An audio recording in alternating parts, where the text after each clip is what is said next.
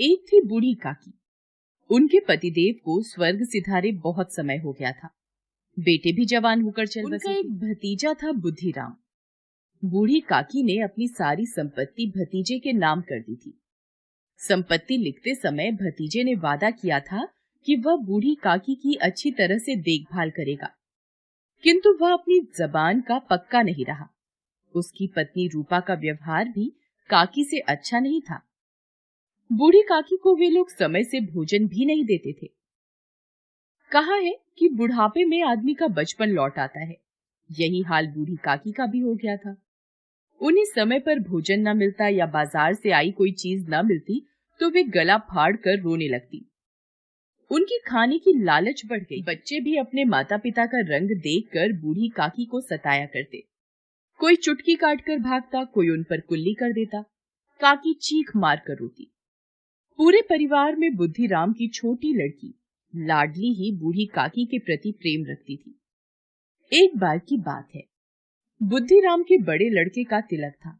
द्वार पर शहनाई बज रही थी। चारपाइयों पर मेहमान विश्राम कर रहे थे। घर की स्त्रियां गा रही थीं। भट्टियों पर कड़ाह चढ़े थे। पूड़ी कचौड़ियां निकल रही थी। मसालेदार तरकारी पक रही थी। पकवान की सुगंध चारों तरफ फैल रही थी। बूढ़ी काकी अपनी कोठरी में बैठी थी। भोजन की खुशबू उनकी नाक तक पहुंच रही थी। मन ही मन बोली, आह, कैसी सुगंध है। पर अब मुझे कौन पूछता है, जब रोटियां ही नहीं मिलती तब ऐसे भाग्य कहाँ कि भरपूर पूड़ियां मिले। बूढ़ी काकी से रहा नहीं गया। वे धीरे धीरे सरकती हुई बड़ी कठिनाई से और धीरे धीरे रेंगती हुई कड़ाह के पास आ बैठी। रूपा तैयारियों में व्यस्त थी। उसे सांस लेने की फुर्सत न थी। सुबह से ही आराम नहीं मिला था। वह झल्लाती हुई थी। इस अवस्था में उसने बूढ़ी काकी को कड़ाह के पास देखा तो गुस्से में काकी को दोनों हाथों से झटक कर बोली, ऐसे पेट में आग लगे, पेट है या भार? कोठरी में बैठते हुए क्या दम घुटता था? अभी मेहमानों ने नहीं खाया, भगवान को भोग नहीं लगा, तब तक धैर्य न हो सका। आकर छाती पर सवार हो गई। भला चाहती हो तो जाकर कोठरी में बैठो। जब घर के लोग खाने लगेंगे तो तुम्हें भी मिलेगा। तुम कोई देवी नहीं हो कि तुम्हारी पूजा पहले ही हो जाए। बूढ़ी काकी अपनी कोठरी में लौट आई। उन्हें अपनी जल्दबाजी पर पश्चाताप हो रहा था। उन्होंने सोचा, अब जब तक बुलावा न आएगा नहीं जाऊंगी। वो मन ही मन बुलाने की प्रतीक्षा करने लगी। एक एक पल युग के समान बीत रहा था। वह धीरे धीरे गुनगुनाने लगी। कुछ देर बाद उन्हें लगा कि गुनगुनाते हुए बहुत समय बीत गया। किसी की आवाज भी सुनाई नहीं पड़ रही थी। अवश्य ही लोग खा पीकर चले गए होंगे। मुझे कोई बुलाने नहीं आया। रूपा सोचती होगी कि मैं कोई मेहमान तो हूं नहीं कि मुझे बुलाया जाए। बूढ़ी काकी चलने को तैयार हो गई। उन्हें विश्वास था कि 1 मिनट में पूड़ियां आएंगी, तरकारियां आएंगी। उन्होंने सोचा, पहले तरकारी से पूरी खाऊंगी, फिर दही और शक्कर से कचौड़ियां रायते के साथ मजेदार मालूम होगी। मैं तो मांग मांग कर खाऊंगी। मेहमान मंडली अभी बैठी थी।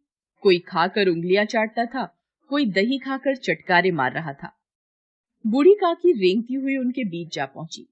कई लोग चौंक कर उठ खड़े हुए, पुकारने लगे, अरे बुढ़िया कौन है? यहाँ कहाँ से आ गई? देखो किसी को छू न दे। पंडित बुद्धिराम ने थाल को जमीन पर पटक दिया, लपक कर काकी को उठाया और अंधेरी कोठरी में लाकर पटक दिया। मेहमानों ने भोजन किया, घर वालों ने भोजन किया, परंतु बूढ़ी काकी को किसी ने नहीं पूछा। सबने काकी को दंड देने। रात 11 बज गए थे। रूपा आंगन में पड़ी रही थी, पर लाडली की आंखों में नींद नहीं थी। उसने अपने हिस्से की पूड़ियां पिटारी में रख दी थी। जब उसे विश्वास हो गया कि अम्मा सो रही है तो अपनी पिटारी उठाई और बूढ़ी काकी की कोठरी की ओर चल दी। सहसा कानों में आवाज आई, काकी उठो, मैं पूड़ियां लाई हूं। काकी लाडली की बोली पहचान कर झटपट उठ बैठी।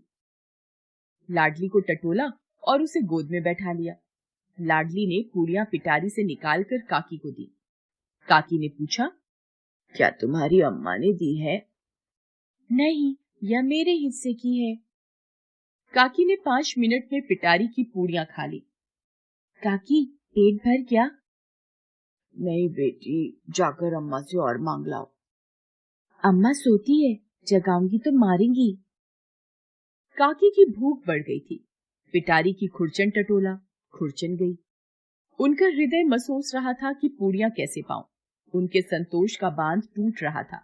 उचित अनुचित का विचार जाता रहा। वे लाडली से बोली, मेरा हाथ पकड़कर वहां ले चलो जहां मेहमानों ने बैठकर भोजन किया है। लाडली ने काकी का हाथ पकड़ा और जूठे पत्तलों के पास ले जाकर बैठा दिया। दीन शुदातुर काकी पत्तलों से पूड़ियों के टुकड़े चुनकर खाने लगी। ठीक उसी समय रूपा की आंख खुल गई। वह लाडली को खोजने लगी। उसे वहां ना पाकर वह उठी तो देखती है कि लाडली झूठे पत्तलों के पास खड़ी है और बूढ़ी काकी पत्तलों पर से पूड़ियों के टुकड़े उठाकर खा रही है। यह देखकर रूपा का हृदय सन्न रह गया।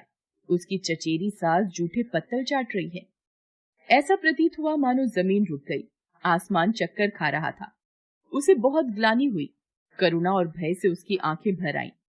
उसने सच्चे हृदय से आकाश की ओर हाथ उठाकर कहा, परमात्मा, मेरे बच्चों पर दया करो। इस अधर्म का दंड मुझे मत दो, नहीं तो मेरा सत्यानाश हो जाएगा। वह सोचने लगी, हाय कितनी निर्दयी हूँ।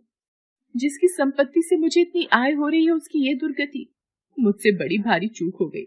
इस उत्सव में भी जहाँ हजारों लोगों ने भोजन किया, वहां इन्हें भरपेट भोजन न दे सकी, केवल इसी कारण से कि वह वृद्ध असहाय है। रूपा ने दिया जलाया, भंडार का द्वार खोला और थाली में संपूर्ण सामग्री सजाई। थाली लेकर बूढ़ी काकी की ओर चली। रूपा ने दुखी स्वर में कहा, काकी उठो, भोजन कर लो। मुझसे आज बड़ी भूल हुई, उसका बुरा न मानना। परमात्मा से प्रार्थना कर दो कि वह मेरा अपराध क्षमा कर दे। भोले भाले बच्चों की भांति जो मिठाइयां पाकर मार और तिरस्कार सब भूल जाता है, बूढ़ी काकी वैसे ही सब भूल कर बैठी हुई खाना खा रही थी। उनके एक एक रोए से सदिच्छाएं निकल रही थी और रूपा बैठी इस स्वर्गीय दृश्य का आनंद लेने में निमग्न थी। दोस्तों, आपको हमारी स्टोरी कैसी लगी? हमें कमेंट करके जरूर बताइए। इस स्टोरी को लाइक और शेयर करें और हाँ, हमारे चैनल को सब्सक्राइब करना ना भूलें। Thank you.